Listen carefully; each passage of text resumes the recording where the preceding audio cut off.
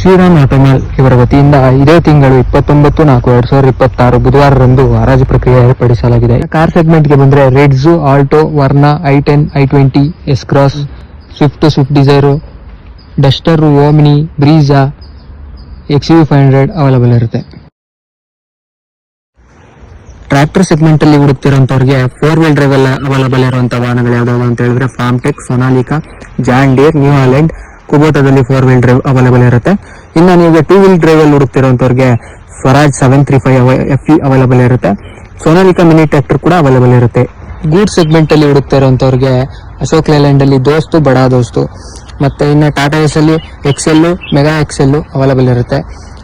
ಇನ್ನು ಟಾಟಾ ಇಂಟ್ರಾದಲ್ಲಿ ಹುಡುಕ್ತಾ ಇರೋಂಥವ್ರಿಗೆ Tata intra V10, V30, V50 available ಇರುತ್ತೆ. ಟಾಟಾ ಇಂಟ್ರಾ V30 ಅಲ್ಲಿ ಕಂಟೈನರ್ ಬಾಡಿ ಹುಡುಕ್ತಾ ಇರೋಂಥವ್ರಿಗೆ ಕಂಟೈನರ್ ಬಾಡಿ ಕೂಡ ಅವೈಲಬಲ್ ಇರುತ್ತೆ. ಇನ್ನು ಬೊಲೆರೋ ಪಿಕಪ್ ಅಲ್ಲಿ ಹುಡುಕ್ತಾ ಇರೋಂಥವ್ರಿಗೆ 1.7 ಅವೈಲಬಲ್ ಇರುತ್ತೆ. ಜನ ನ್ಯೂದ ಕೂಡ ಅವೈಲಬಲ್ ಇದೆ. ಬೊಲೆರೋದಲ್ಲಿ 4x4 ಅವೈಲಬಲ್ ಇದೆ. Bolero Max truck plus available ಇರುತ್ತೆ.